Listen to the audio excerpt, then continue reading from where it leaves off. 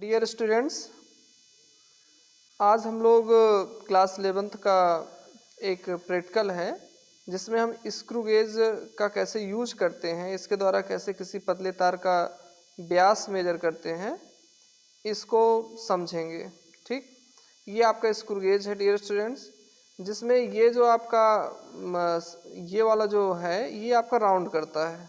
ठीक है, ये राउंड करता है और इसके राउंड करने के हिसाब से डियर स्टूडेंट्स यहाँ पर ये जो चूड़ियाँ बनी हुई हैं, इनमें इन दो चूड़ियों के बीच जो गैप है डियर स्टूडेंट्स वो 1 mm का है। ठीक है, ये आपको बताया जाएगा कितना है। दो चूड़ियों के बीच जो डियर स्टूडेंट्स गैप है वो 1 mm है, और जब हम इसको मूव करते हैं तो ये चूड़ियाँ आगे पीछे आपकी मूव होती हैं। ठीक है, और जिस ऑब्जेक्ट का हमको व्यास निकालना होता है पतले तार का, इन दोनों जबड़ों के बीच में इसको, या इन दोनों पॉइंटों के बीच में इसको रखते हैं डियर स्टूडेंट्स। यहाँ पर डियर स्टूडेंट्स एक आपका मेन मुख्य पैमाना जिसको कहते हैं हम लोग, ये डियर स्टूडेंट्स हम फोकस कर रहे हैं, ये मुख्य पैमाना होता है। ये देखिए आपको दिख रहा होगा, ये जो जीरो आपको दिख रहा है ये आपका मुख्य पैमाना है। और यहीं पे डियर स्टूडेंट्स एक लाइन भी होती है ये।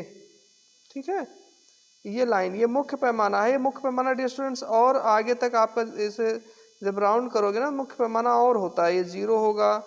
उसके बाद डियर स्टूडेंट देखिए हम राउंड कर रहे हैं, बहुत सिंपल तरीके से भी आप समझ जाओगे, जैसे आप वर्नियर कैलिपर्स समझे हो बिल्कुल से। देखिए 0 के बाद ये आपका क्या आ गया, ये 5 आ गया डियर स्टूडेंट्स, मुख्य पैमाने 5 आ गया। और ये राउंड पे डियर स्टूडेंट्स ये 90 है, 90 के बाद ये 0 आ जाता है, बीच में 10 गैप है, 100 लाइनें हैं इस पे।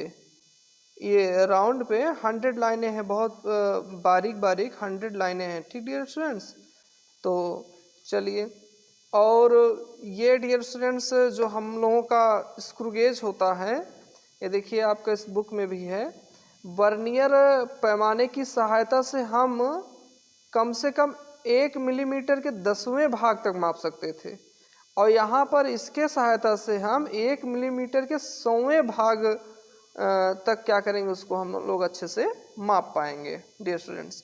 देखिए पूरी एक्टिविटी कैसे क्या होती है, ये आपका एक फिगर भी है यहाँ पर। देखिए अभी आपको जो हम बता रहे थे, ये एक कोई छोटा सा बॉब है, इसका हमको व्यास निकालना है। ये दोनों पॉइंटों के बीच S1 S2 के बीच में सेट किया गया है। ये डियर स्टूडेंट्स आपका मुख्य पैमाना है, और ये आपका सर्कुलर जो पैमाना है जो राउंड करेगा वो पैमाना है। ठीक, और यहाँ पर हम इसको मूव कराते हैं डियर स्टूडेंट्स। ठीक, अब आइए यहाँ पर देखिए, जो मुख्य बात हमारा वर्नियर में था वही यहाँ पर भी है। पेंच मापी का अल्पतमांक, अर्थात हमारे स्क्रू गेज का अल्पतमांक, तो क्या है डियर स्टूडेंट्स, इसका चूड़ी अंतराल, मतलब दो चूड़ियों के बीच कितना गैप है।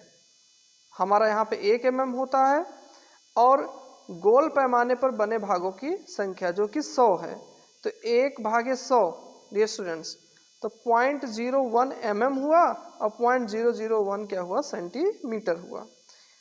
तो डियर स्टूडेंट्स अब हम लोग जब स्टार्ट करेंगे, तो स्टार्ट करने से पहले हम लोग ये देख लेते हैं कि कहीं हमारे इस पैमाने में कोई त्रुटि तो नहीं है, या मतलब इस स्क्रू गेज में कोई त्रुटि तो नहीं है।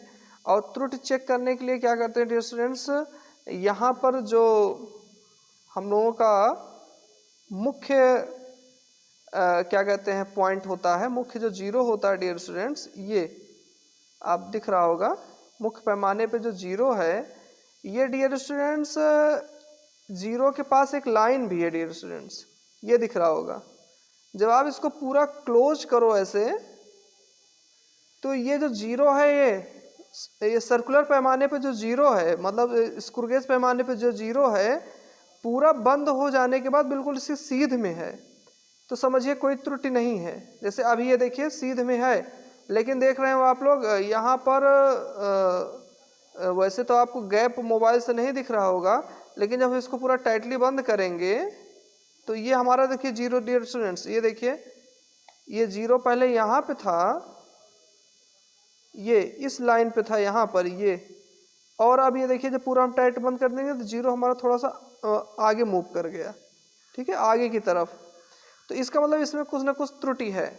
ऐसे अक्सर ये देखा जाता है कि जो बर्नियर कैलिपर्स होता है उसमें त्रुटि आ ही जाती है डियर स्टूडेंट्स, ठीक है। ये जो चूड़ियाँ हमारी होती हैं बार बार प्रयोग करने के कारण घिस जाती हैं, जिससे त्रुटि इसमें आ ही जाता है। जैसे अब देखिए यहाँ पर भी डियर स्टूडेंट्स आपका त्रुटि है। ये देखिए ये हमारा ये लाइन है मुख्य लाइन, और जब हम इसको पूरा टाइट करते हैं डियर स्टूडेंट्स तो मुख्य लाइन से ये लगभग 90 ये इधर 80 के करीब आ गया है डियर स्टूडेंट्स। तो चलिए त्रुटि कैसे हम लोग सॉल्व करते हैं, रिजॉल्व करते हैं, इसको भी हम लोग समझेंगे। अब उससे पहले हम लोग चलिए त्रुटि ही पहले देख लेते हैं डियर स्टूडेंट्स। ये देखिए त्रुटि दो प्रकार की होगी डियर स्टूडेंट्स, जैसे हमारा वर्नियर में था धनात्मक त्रुटि और ऋणात्मक त्रुटि डियर स्टूडेंट्स। अब जरा इस फिगर को आप ध्यान से देखिए तो बिल्कुल अभी आप क्लियर हो जाओगे। ये हमारा देखिए मुख्य पैमाने की ये लाइन है, और जब हम इसको जो हमारा स्क्रू गेज वाला पैमाना है, जो सर्कुलर पैमाना है, जब इसको हम पूरा टाइट बंद कर देते हैं तो देख रहे हो डियर स्टूडेंट्स आपका ये जीरो सीध में नहीं है, जीरो बल्कि बैक हो गया, पीछे है, ठीक है। मतलब और टाइट कर रहे हैं तो ये जीरो सीध में नहीं आ रहा है बल्कि 5 ही सीध में आ जा रहा है। तो इस प्रकार की त्रुटि को जो यदि जीरो आपका इस जीरो से नीचे रहेगा तो धनात्मक त्रुटि कहते हैं, ठीक। और यहाँ पर क्या है हमारा जीरो आगे आ गया है 95, मतलब 95 के बाद ये 100 था, यहाँ पे 100 मीन्स वही जीरो, तो ये हमारा 95 के सीध में आ गया। इस त्रुटि को ऋणात्मक त्रुटि कहते हैं। और डियर स्टूडेंट्स आपको कुछ नहीं करना है, सिर्फ आपको ये काउंट कर लेना है कि कितना ये जैसे 5 के सीध में है अर्थात जीरो कितना जो है डाउनवर्ड है, डाउन की तरफ है। तो 5 आपके ये जो 5 लाइनें हैं नीचे हैं, तो यहाँ पे 5 हो गया, और उसके हम अल्पतमांक से क्या करेंगे गुणा कर देंगे, और इसी त्रुटि को हम लोग क्या कहेंगे पॉजिटिव त्रुटि हो जाएगी, धनात्मक। घटाना दोनों है मेन पैमाने से जो हमारा मेन आएगा मेजरमेंट, लेकिन हम इसको पॉजिटिव त्रुटि कहेंगे और इस वाले त्रुटि को क्या कहेंगे निगेटिव त्रुटि। और इसमें हमको यही देखना होता है डियर स्टूडेंट्स कि कितना ये जीरो आगे गया है। चाहे आप ऐसे करके देख लो 100 में से 95 आप माइनस कर दो जो सीध में है, और चाहे ऐसे ही अंदाज लो कि कितना ये माइनस आगे गया है। तो हम लोग इसको चेक करके यहाँ पे 5 भाग यहाँ पर है, 5 भाग यहाँ पे है, ये त्रुटि पॉजिटिव और ये त्रुटि डियर स्टूडेंट निगेटिव। ये बात को आप ध्यान रखिएगा। और स्क्रू गेज में अक्सर त्रुटि देखने को मिलता है, इसलिए आप त्रुटि तुरंत सॉल्व कर लोगे।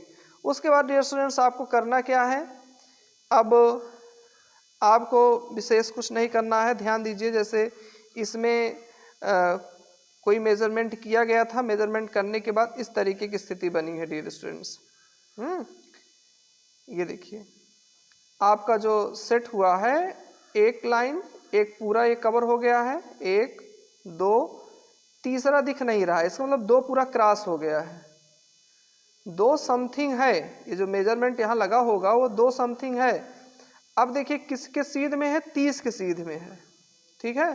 तो हम लोग यहाँ पे क्या करेंगे 30 के सीध में है और उसका एलसी देख लेंगे, ये 0.0n ये आ गया, और ये 2 पूरा क्रॉस हो गया था ना डियर स्टूडेंट। देखिए बहुत सिंपल तरीके से आपको समझ में आएगा, 2 पूरा क्रॉस हो गया था तो 2 हो गया, और वहाँ पे 30 सीध में था तो उसको अल्पतमांक से गुणा कर दिए, और इस तरीके से आपका मेजरमेंट क्या हुआ तार का व्यास 0.23 हो गया डियर स्टूडेंट्स, ठीक। और अगर कोई त्रुटि होगी तो त्रुटि यहाँ से निकाल लेंगे, और सारी त्रुटि डियर स्टूडेंट्स माइनस ही होगी, ये ध्यान रखिएगा आप, ठीक है। अब माइनस में क्या होगा धनात्मक त्रुटि माइनस हो जाएगा और ऋणात्मक त्रुटि जो है प्लस हो जाएगा डियर स्टूडेंट्स, ठीक। ये आपका हो गया। अब जैसे आप देखिए मान लीजिए हमारे पास ये है, ये वायर है, इसी वायर का हमको यहाँ पे व्यास निकालना है डियर स्टूडेंट्स। तो हम क्या करेंगे कि पहले इसको इसके अंदर सेट किए,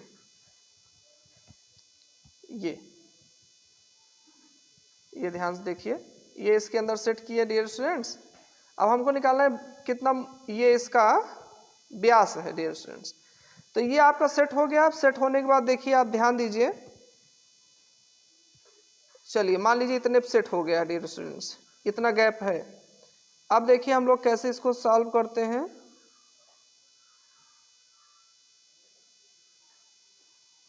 आपको दिख रहा होगा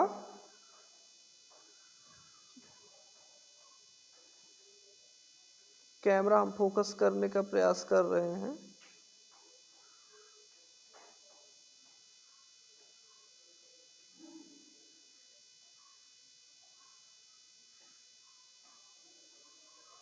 लगभग डियर स्टूडेंट्स 1 2 तीसरी लाइन दिख नहीं रही है डियर स्टूडेंट्स, मतलब 2 पूरा है और उसके बाद कितना सीध में है जरा देखिए डियर स्टूडेंट्स।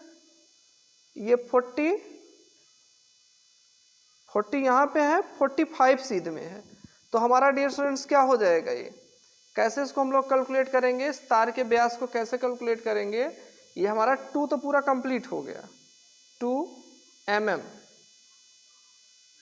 प्लस उसके बाद क्या होगा डियर स्टूडेंट्स 45 था, 45 इंटू इसका अल्पतमांक डियर स्टूडेंट्स कितना है, आइए यहाँ से दिखा देते हैं एक बार, 0.01 mm, 0.01 mm। अब आप लोग एक जानकारी कर सकते हो कि सर यहाँ mm आप क्यों लिखे, सेंटीमीटर क्यों नहीं लिखे। ये भी mm है इसलिए हम इसको mm ले लिए, सेंटीमीटर होता था हम इसको सेंटीमीटर लेते। अब आपका ये हो जाएगा 0.45, तो 2.45 mm हो गया डियर स्टूडेंट्स। अब इसको हम लोग सेंटीमीटर 0.245 ये आपका हो गया सेंटीमीटर। ये आपका व्यास आ गया, इसका आप हाफ कर लोगे तो क्या हो जाएगा आपका क्या कहते हैं त्रिज्या हो जाएगी। अब डियर स्टूडेंट्स यही देखिए, अगर कोई त्रुटि होती मान लीजिए तो हम क्या करते, माइनस कर देते, और पॉजिटिव त्रुटि होती तो पॉजिटिव लिखते, अब माइनस कर देते, ये निगेटिव त्रुटि होती क्या लिखते, माइनस लिखते। तो त्रुटि आपको वर्नियर कैलिपर्स में तो नहीं मिलता है, लेकिन स्क्रू गेज में डियर स्टूडेंट्स 100% त्रुटि रहता ही है, ठीक है। तो त्रुटि आप उसको समझ के सॉल्व कीजिएगा। और इसी के साथ वर्नियर कैलिपर्स की एक बात और थी, हम प्रीवियस वीडियो में नहीं बता पाए थे, आप जरा ध्यान दीजिए, बताए तो थे लेकिन कैमरे के कारण यहाँ पर जरा ध्यान दीजिए, यही चीज़ हम आपको बार बार बताते हैं। आप 1 पूरा क्रॉस हो गया ना, ये हमारा देखिए जो मुख्य पैमाना है, वर्नियर वाला जो पैमाना है, मुख्य पैमाना नहीं वर्नियर पैमाना है, इसका 0 जो है इस 1.1 को तो पूरा क्रॉस कर गया है, लेकिन 1.2 को नहीं क्रॉस किया है। तो हम जो स्टार्टिंग लेते हैं वो 1.1 लेते हैं, ये देखिए 1.1 लेते हैं, और उसके बाद कितने सीध में है 5, ये देखो इसका 5 बॉक्स 1 2 3 4 5 इसके सीध में है, तो 5 इंटू 0.01। तो इस प्रकार से डियर स्टूडेंट्स हम लोग मेजर करते हैं। आप दोनों वीडियो अच्छे से देख लोगे तो आपको वर्नियर कैलिपर्स में कैसे मेजरमेंट होता है, स्क्रू गेज से कैसे मेजरमेंट होता है, कभी नहीं भूलेगा। और वीडियो आप ज़रूर देखिए, लाइक कीजिए, सब्सक्राइब कीजिए। Thanks for watching my video.